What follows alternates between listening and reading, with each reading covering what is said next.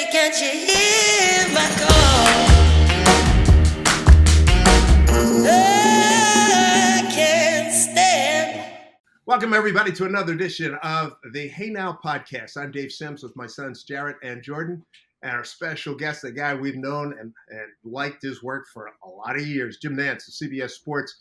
Boy, he's been the face and the voice of CBS Sports dating back to 85. You name it, he's done it. Jimmy, thanks for joining us, man. Give it to us. Give it to us. Hello, friends. It's so nice to be with all of you. I just am in awe to see that you guys collaborate like this. And Dave, we go back a long time, my friend, a long time. And I'm just honored to be your friend. Yeah. Same here. And folks, we got to tell you this real quick. Here he is being interviewed by Dave Sims. When I saw Jim just a while ago, right before the movie, he had just finished the movie Tin Cup, and he says, "Hey, there's a character named David Sims in there, played by Don Johnson." It's like, whoa, okay. That was pretty interesting. Hey, before you ask a question, Jim, this was a momentous moment that just occurred here. My brother and I looked at each other, knowing that our dad hates when athletes in your profession will go third person. This was the first time in the way you had to construct that sentence, Dad, that you went third person I've ever heard. And Jordan, I saw that look in your face, like, did he really just? Hey, Dad can do that. I mean, he's earned the right to be able to do that one time. I mean, with his career, you can talk about yourself like it's a mythical figure. So I don't want to go total Ricky though. I love Ricky Henderson, but I don't want to go total Ricky. Oh, Henderson. Right, he was the best. Totally the best. Ricky did this. Ricky did that. Yeah, because he did. Yeah. Hey, Jim, take us back to the beginning, man. You're born down in the South, and you're raised in Jersey. And at what point did the light bulb go on over your head and said, "Hey, I want to be a sportscaster"? I was born in Charlotte, moved to New Orleans, to San Francisco, to New Jersey. So I got a pretty good look at the world before I was even in high school. Different cultures, different attitudes, different sports teams. And I moved to New Jersey, and there was a talk radio station, WMCA 570. It's the first one of its kind. And there was a guy named Jack Spector. Oh, yeah. Yeah, and John, well, you know it. John Sterling. The great man himself, John Sterling. And I listened to that every day. I just got hooked while I was on my paper route with a little transistor radio. They didn't have earbuds back then. So I'm walking around listening to this. I just got so enchanted with these voices and hearing all about it. I wanted to be one of those voices. I even had, by the way, somehow I had the courage to even call in. So my first time ever on the air was on John Sterling's radio show. Oh, boy. What did you ask? 50 years ago was the first time I ever was on the air with a timid question about NC State basketball and David Thompson. I didn't think he was giving them enough respect. So I all bared up about it. And I called in on the radio. But that was a dream for me that began formulating in the 11-year-old range. I wanted to be one of those voices of my youth. TV was limited back then. I know people today can't relate, but there were the 3 network affiliates and 1 or 2 independent stations. Sports was also spare. You get it on the weekends. And I waited all weekend to listen to these voices take me to these faraway places. And it made the world feel smaller. And I was just completely blown away and mesmerized by their knowledge and the way they interacted with people from different countries and cultures. And it was just, wow, I want to be one of those guys. Wow. Jim McKay was like a tour guide. He took us around the world. Oh, without a doubt. Oh, my goodness. That's how it started for me. Yeah. And it's funny you mentioned Jack Spector. He was at WNBC mid-'80s. And I was the guy that replaced him on WNBC Sports Night. Now, that's a small world right there. Unbelievable. Not many people, I can mention Jack Spector's name today, would even know who I'm talking about. He was a great top 40 DJ at the MCA Good Guys in the 60s. Wow, I didn't know that. Yeah. Well, he saw Bill Mazer, watching these guys in the local market, Marv Albert, Lynn Berman. Lynn came along later, but yeah, I was into it. I became borderline obsessed. I know that's a strong word, but it's probably what it was. Yeah. Obsessed with the idea of being one of them. So I started writing fan mail. Oh boy. I did. I wrote letters to Jim McKay, Jack Whitaker, Love Jack Wood. Pat Summerall, Dick Enberg, Kurt Gowdy, Chris Schenkel. Yes, sir. All of these guys. I heard from one of them, Who? Jim McKay. He wrote me back. What did he say? What did you ask? What did he say? I just told him I wanted to be him one day, and I don't know that I asked anything, and I was just sick. I tried to one time find that first letter, never could find any of them, but it spawned a little bit of a letter writing campaign on my part. You're a kid, you don't have the best of judgment. So as soon as his came into the mailbox, I sat down and wrote him again, and this time it was crickets. And then I realized, probably a guy's busy. He's not expecting this. He's got other things to do than write some unknown 11-year-old kid. But I did write him once a year, once I calmed down a little bit, and I would hear from him occasionally. Wow. It got to the point when I graduated University of Houston. I got a letter from him and said, I think it's time we meet. Can you come up and play golf with me sometime? And I flew to LaGuardia, took one of those Connecticut, it sounds fancy, limousine, but it was a shuttle bus. For sure it was. Deposited me at the Hi-Ho Motel off exit 44 on the Merritt Parkway, where I then thumbed a ride to the golf course, and I ended up meeting Jim McKay like a week out of college. Did you give him some strokes? I really remember mostly about that day. Just I felt like I was in the company of a demigod. I was in awe. And I birdied the first hole. I did do that. I don't play golf anywhere close to what people think my ability is. But he was so encouraging that it became like, I know him. I've seen this guy. I was in shock when he pulled up. I had him built up so big. I thought for sure he's showing up in a stretch limo. And to my astonishment, he pulled up in a family station wagon with the wood paneling down the side. And he hopped out. He'd driven himself. Like, it took me a while to get over the fact he actually drives. He doesn't even have a driver. So he's normal. He's one of us. So I slept on the locker room floor before going back, and didn't have 2 cents to put together. Didn't come from any real money. So that became a very important step. 4 years later, I was hired at CBS. Now, I'll say this. So this is 1981 when I met him. 81 when I met him. Okay.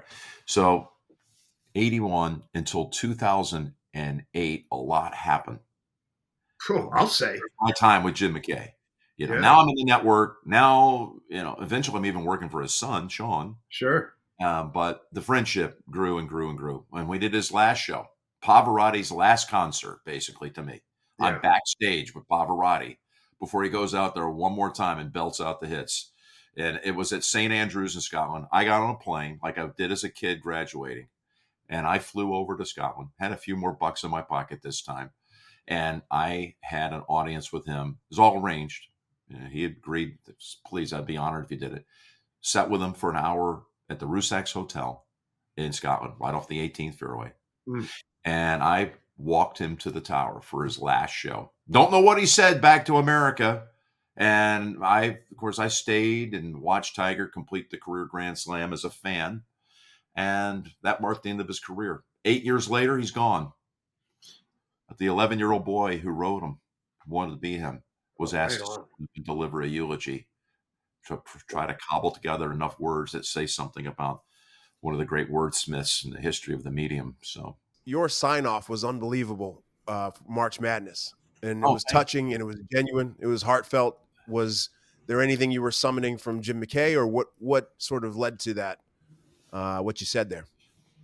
Yeah, it was in a Yukon championship sequence. It was late in the game, and about 2 minutes to go, Bill Raftery and Grant mentioned something to me about this being the last show, and it was a blowout.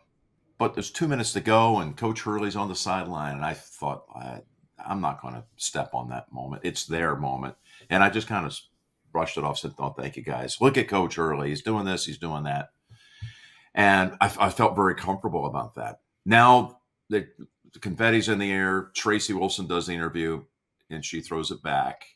She throws it back to Raft, who's been coordinated and told by Mark Wolf, the producer, tee him up again. Now, said, "Jim, this is it. I wasn't ready for it, but you're never ready for anything in live play-by-play. It's all ad lib. It's all spur of the moment.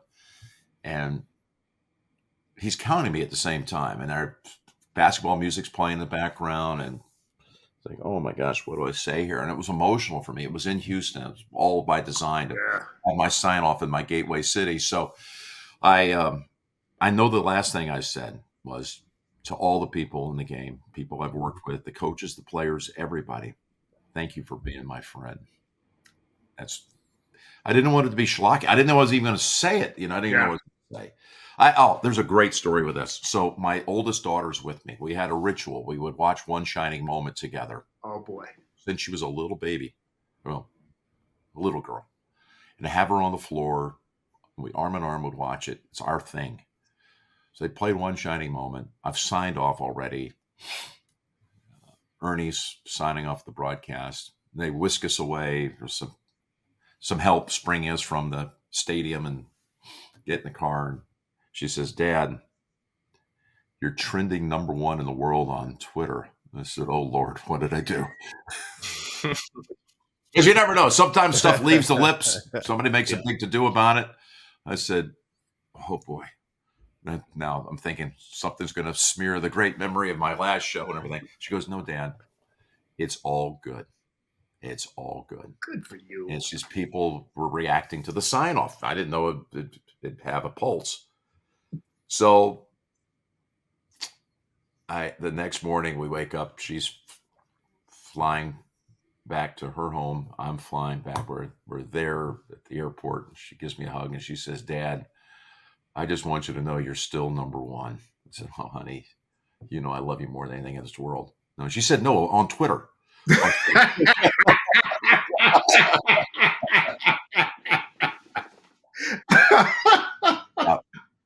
Oh, man. You're talking about the Final Four. So many buzzer beaters, so many Cinderella stories. Give me 1 or 2 top moments for you.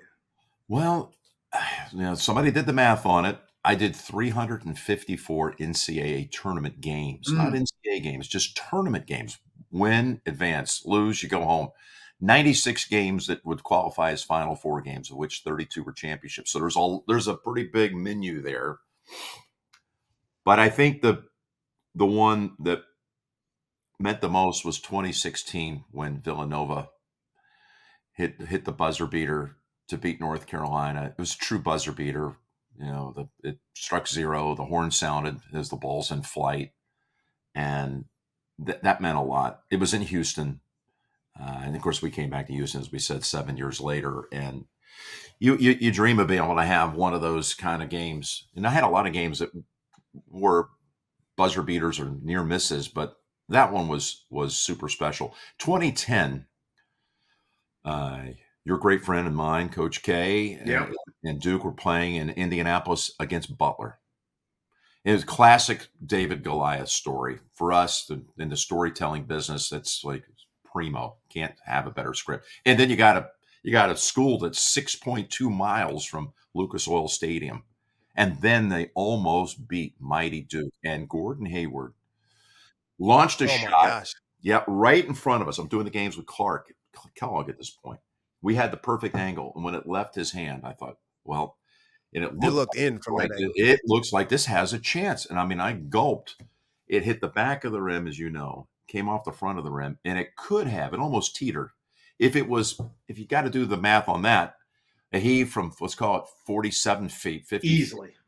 If it was probably 1/16 of an inch lower on the backboard from that far, it goes in. And would have been the most epic finish in the history of college basketball, pro basketball, maybe the greatest finish in American sport in terms of, like, they just won on basketball, Hail Mary on a half-court heave.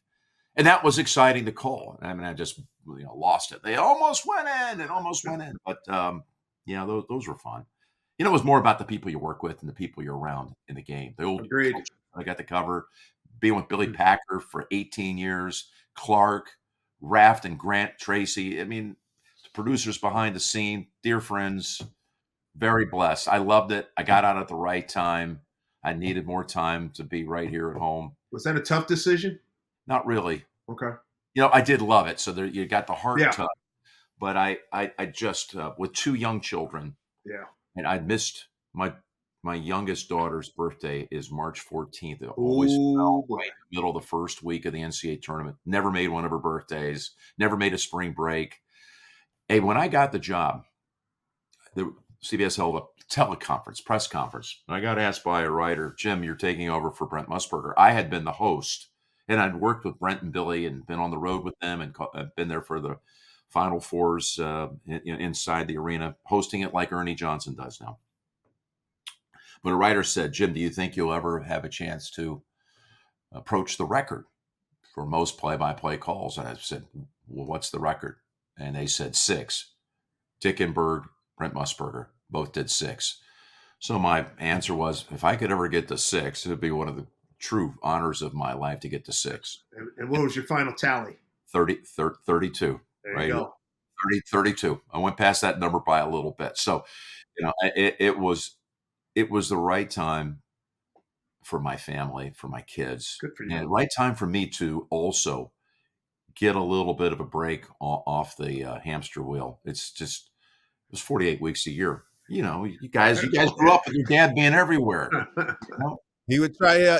He would come to games, and I would always look in the stands like his dad here. Varsity basketball games, and then I would. I remember the feeling. I would get really tight when you'd show up, Dad. On the road from a Big East game, and then I'd settle in, and I'd be excited, and then I'd remember all the things that you told me, like just run, Jim. Just to say it for what it was, he said, just run through it, motherfucker. He's more afraid of you than you are afraid of him. So all these sayings would just click, and then I'd loosen up. That's and then so cool. Play the game. And I know he tried, made every effort he could, no matter how tired he was, to be there to let you know that he could. With the camcorder watching us, all the missed layups. Make the layup.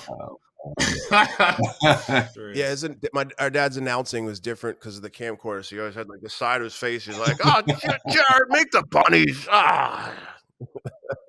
Yeah, I know the feeling. My little guy. I have an 8-year-old, believe it or not, an 8-year-old boy. Yeah, it took me a few years to figure out how to have a son, and so I've got girl, boy. He is a sport nut. He is, and a golfer. Forget it. His swing is so much better than mine ever was. He's 8 years old. I love it. He was born in Pebble Beach, California. I have a hole in my backyard. I would go to this very desktop that I'm looking on now, this screen, and I would play back Rory McIlroy videos.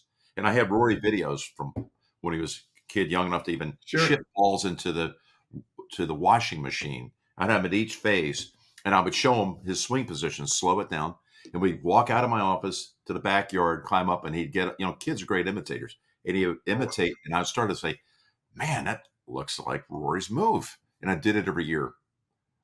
He's a seriously good golfer. So I entered him in his first individual tournament this year. Butch Harmon told me one time, so leave the kid alone, just tell him to hit the ball hard. His swing positions are uncanny. And don't put him in tournament golf too soon. Don't want him out. You want him to love it. Well, there's a tour here in the state that's named after Tennessee's very own Brant Snedeker. Okay. Sned's Tour, Junior Tour. So I entered him a month ago. He's 8, so he's playing in an 8, 9, 10 bracket. And these kids are seasoned tournament players. And he's playing against 10-year-olds. His first tournament, he won by 4 shots. Whoa! Shot 40. That's incredible. Shot 4 over at 8. Awesome. Oh, man, I wish that was me.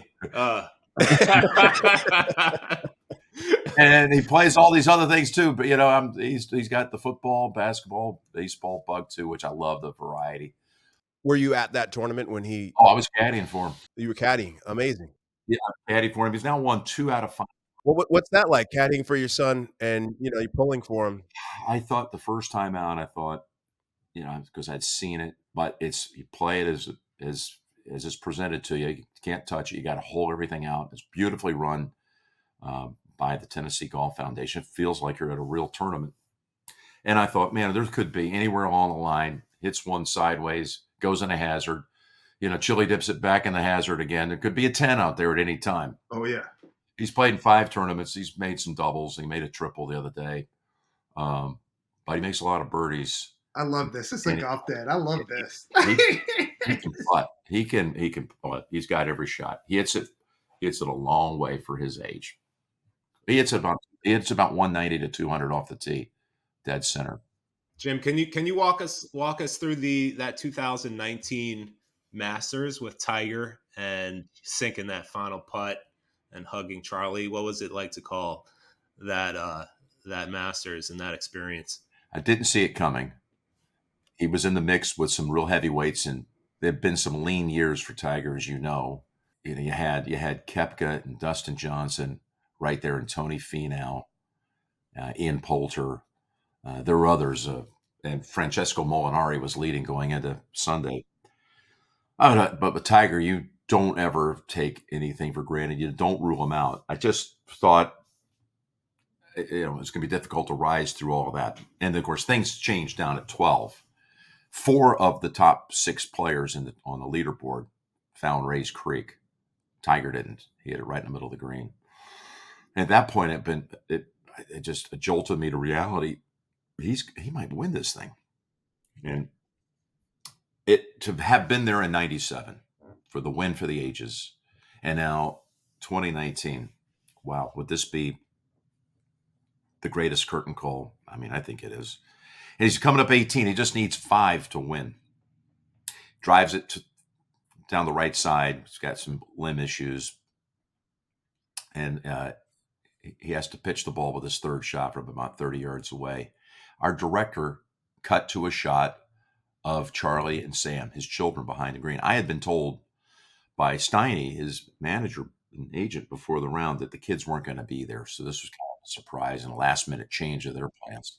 When I saw them, just as a dad, it really touched me. Oh, my gosh. They get to see their dad do something here that is one of the biggest moments in history of the game.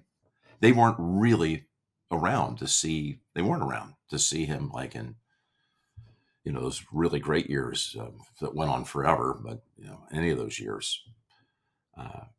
So I just thought, good for him.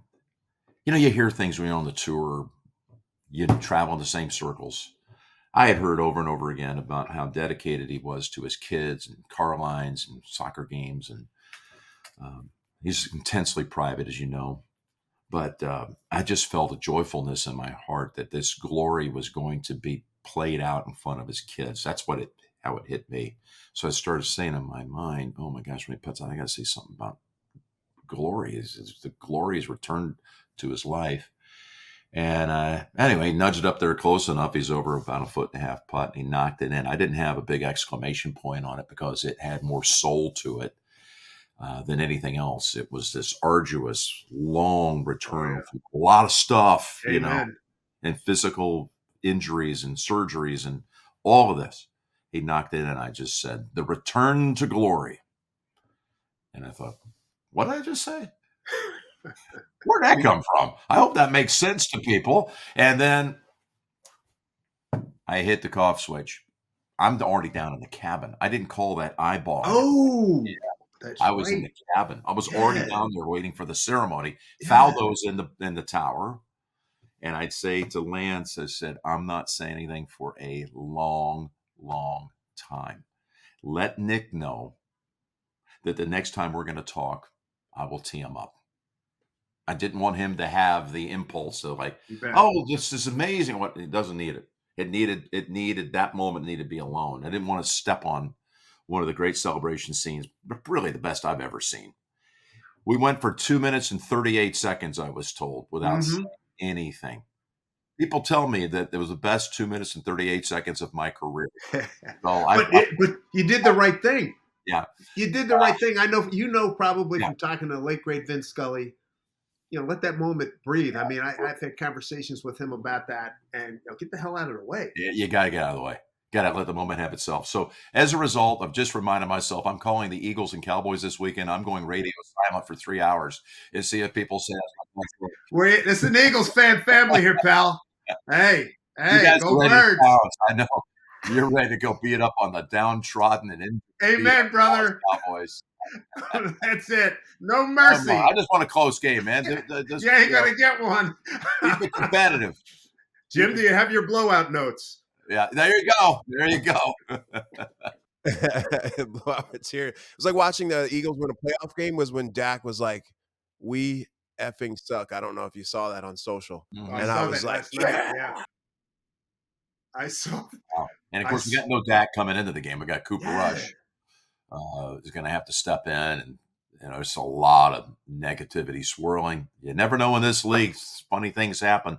The funny thing about your Eagles, because they kind of stuttered at the start of the season, and you guys might not feel it because you're diehards, but it feels to me like a national perception that like the Eagles, what are they, 4-4? People have that kind of attitude. No, they're what, 6-2? They're a drop away from being 7-1. Yeah, that's right. They're like right there, and I'm happy for them. I'm curious to see Jim. When you call it game, how many times? And I don't want to. We're not going to turn this into the Eagle show, but Hurts looking for second, like the primary receiver is not open. Can he find a secondary receiver? Because it seemed like the other day we were watching, if he didn't see him, he was taking it down. So I'd be curious. I'm curious to see what happens there. Well, he's got so many options now. We got to get Goddard healthy, but to Yeah, have those two wideouts now both healthy, and I know AJ put up minuscule numbers this week. they got hurt Fantasy too. helps me stay up on who's hot, who's not, but they're dangerous and they're coming in. And Cowboys, they can't win at home. In fact, Cowboys keep getting embarrassed at home. So there's a lot of things that are pointing toward what could be, but you never know. So I'm not going to sell anybody short. Hey Jim, I want to turn to something that we all have to deal with in the business: the criticism you get as a sportscaster. I mean, how have you dealt with that? I know Bob went through Casas went through some of that during the playoffs recently. Really, And I swear I didn't know that. I saw that he's not going to do baseball yeah, anymore. it was. I think it was a younger generation of dudes, and they just unloaded. And I thought it was totally unfair. Wow. And, I, but how did you deal with it and continue to press forward? I mean, you're not going to please everybody. We know that. and you know what? You learn to be pretty callous, but we're all human. Some of it hurts. One way I've stayed away from it, like I saw the thing that you talked about with Dak, but I didn't see that going to social media. I saw somebody post that from social media, like maybe CBSSports.com Right. or something. So here's the thing, and it sounds like I'm not living in the real world, and I don't want to deal with it. No, I have enough things that I'm trying to manage in my life to spend 2 hours a hear you. day on the. I know that you guys are into it. It's fine. I trust you probably are, but I don't have a single social media account.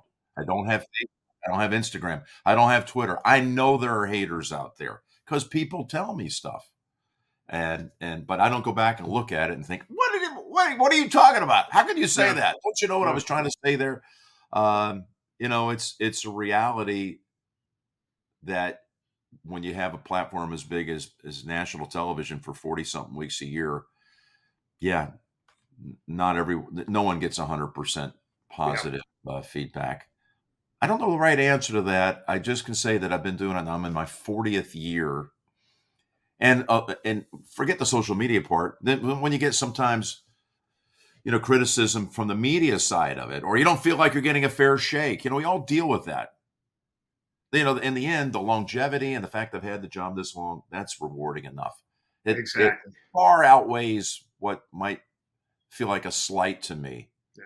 I mean, I'm so grateful to be doing what I wanted to do when I was 11 years old.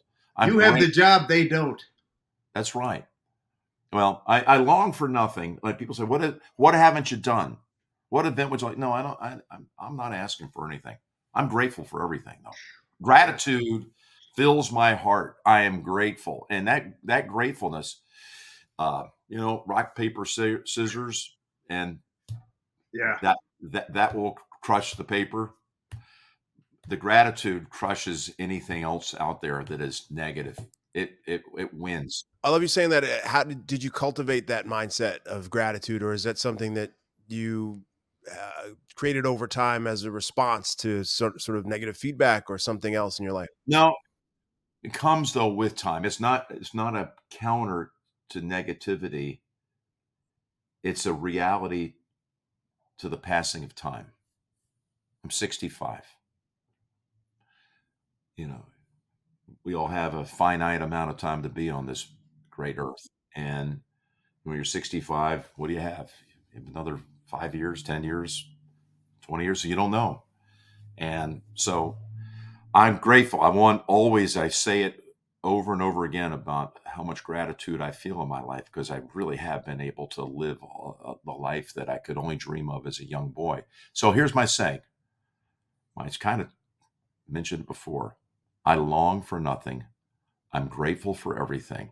And the things that I do today in my life, different than what it would have been 10, 20 years ago. To my point, this is not about countering criticism. This is about the passage of time and being aware of it. When I do things today in my world, it has to check two boxes first off. And money is not one of those boxes. It's, am I going to have fun? And am I doing it with people I want to be with? Those are This two of the podcast- best boxes you could check. This podcast right here, am I having fun? Am I doing it with people I want to be with? Check, check, and I'm here. There you go. We appreciate it. Hey, Thank you. yeah, thank you, Jim. Hey, you're in multiple halls of fame, and I know you do a lot of work with the National Sports Media Association. I'm a part of it.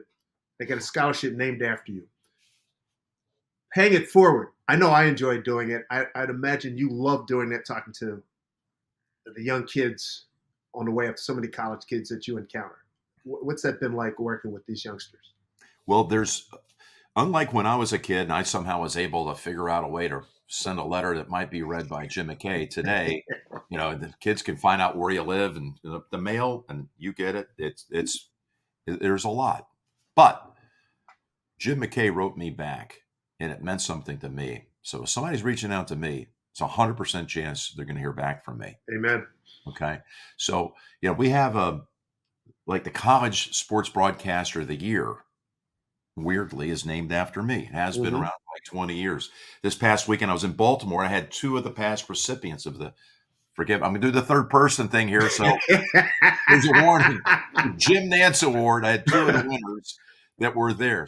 Scotty Gange, who's a reporter in Denver, and Josh Chappelle, who was doing the game on national radio.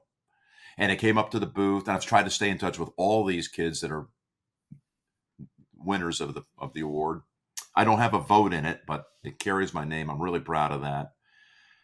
And I try my best to lend some good advice and touch everyone that has reached out to me in some capacity. Yeah. Hey, let's go through some of the sports. Give me some of your favorite personalities. I know you might leave somebody out, but go for it. Football, baseball, basketball. Well, not baseball, but golf, NBA, NCAA. Who are some of the? Why not baseball? He's a baseball fan. Who do you root for baseball wise? Well, it's going to be really unpopular with you guys, but this goes back to being the PA announcer for them when I was in college, the Houston Astros. Okay. Ooh, I was in the dome. As a Seattle guy. Oh, God. Oh, jeez. Oh. But I'm talking back in the 80s and Yeah. Cesar Cedeno and good player. Great player. And J.R. Richard and Nolan Ryan, of course. And I did the PA. Well, as I was living in the dorms at the University of Houston, I got paid $25 a game. I took my homework to the Astrodome, and I had a little switch. I could turn on the microphone, the next batter, and walk them in, tell people to stand up for the national anthem. I had 45,000 people listening to me. And then I'd go retreat back to my dorm room and go through the cafeteria line. So, did not know that. That's so awesome. that really is awesome. Now batting for the Astros. Number 25, Jose Cruz. I don't know if you remember that name. Okay, that was me. There you go. I did that. That was you.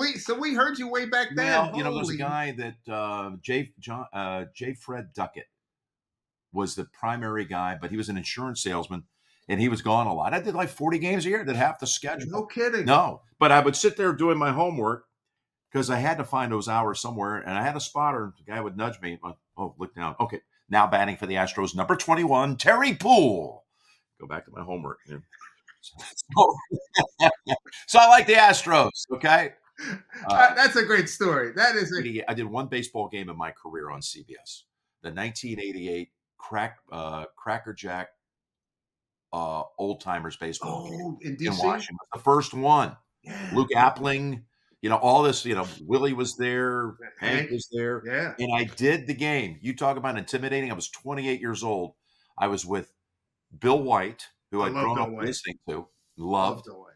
and Mel Allen. Oh, And I'm the play-by-play guy. I've never done a game in my life. Now that was a misfire on CBS's part. That really was. you got to work with Melvin Allen Israel. Holy. Look at you. One game, one and done. He's in awe. Yeah, I am in awe. Yeah, I got to do it. So give me some of your favorite guys, people that you've encountered over the years. Name the sport. Let's go for NFL. Well, the modern day guys that I feel kind of a kinship with, or because I see them a lot too, would be Mahomes and Josh Allen. We have their matchup coming up in a couple of weeks. Ooh, another Next beauty. week, KC. We've done all of those games. Those Sure. KC Buffalo tilts. I played golf with both of them. Quarterbacks are always both. good golfers.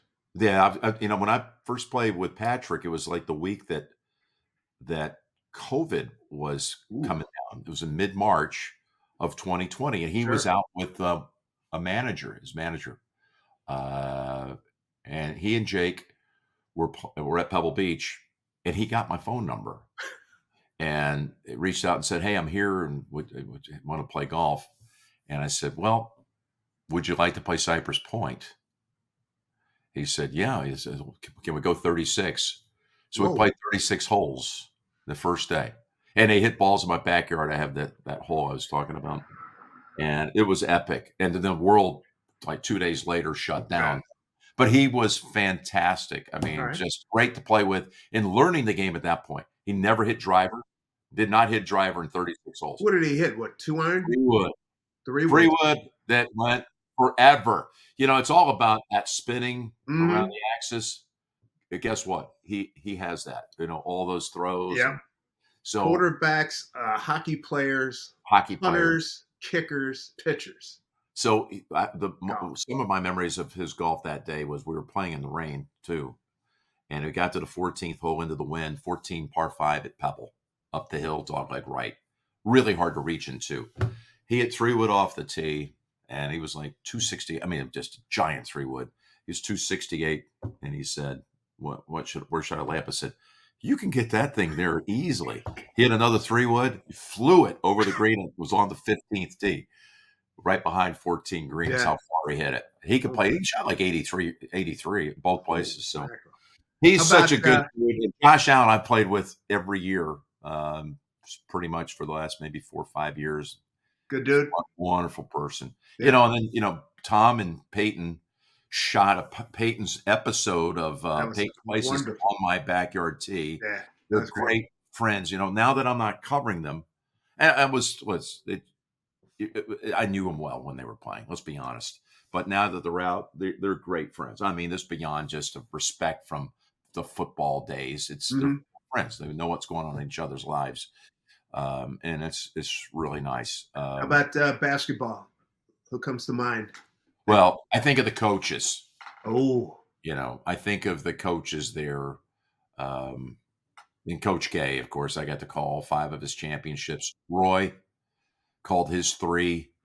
I hate to start dropping names like, no, go ahead. Jim Calhoun, Jim Boeheim's been unbelievable to me. And oh my goodness, there's just a Tom Izzo. Oh, gosh, There's you named a lot of really good guys. Were like Jay Wright. I mean, they're just great friends. Rolly Massimino back in the day. Yeah. Pasta with clam sauce. There you go. Yeah. Coach Mass was a great friend. He was kind. in Philadelphia when I first met him, and it means a ton. It means a ton. That was a very special part of my life. College basketball is getting to a point, though, these days where it's almost unrecognizable. The rosters flip every year. Everybody's a free agent. There's no 4-year commitment. However, Kelvin Sampson is my guy, and he keeps me interested. That basketball, University of Houston, baby. That's it, and that is my favorite team of all sports. I live and die with the Cougars. I love Kelvin. He's a family friend. Freddie Couples and Blaine McAllister and I roomed together in college. We endowed the first basketball scholarship in Houston history. Good for you. Imagine that, 3 golf geeks Yes. have Oh, endowed man. a scholarship that forever will be going to, like Jamal Shed was on our scholarship Nice. at the University of Houston. Dude, that's awesome. I That's mean, awesome. I'm really close to that program. In a lot of ways, I was talking about PA for the Astros. I was the public address announcer for Houston basketball Oh, man. back in the So, Phi I Slamma gotta- Jamma days, and that was my entry. That was my entry into the business. So, Kelvin and Karen and Kellen and Lauren, the whole family, they're really close family friends. Jim, I know you got to run. You got another opportunity, but we appreciate you giving us some time. We'd like to do it again sometime down the road, man. Thoroughly enjoyed it. Appreciate you giving us some time. I Some love great being stories. with you guys, man. I'm telling you. I can sign up tomorrow, but I'm not going to put that on you. But, man, I got to say, it was fun, and I love the people I had a chance to do it with. Back at you, pal. Thank you, too. Jimmy, thanks, man. At Jewish holidays, they say next year in Jerusalem. I would say next year on a golf course, or next time on a golf course with you. Yeah, amen, brother. What do you say? Anybody have a problem coming down to Pebble Beach to play sometime with me? We can make that happen. Yeah, we can make that happen for sure. Yes. Let's make that happen. Let's do it. Hi, everybody. Dave Sims from the Hey Now podcast. Don't forget to like, subscribe, and follow us here on the Hey Now podcast. I can't stand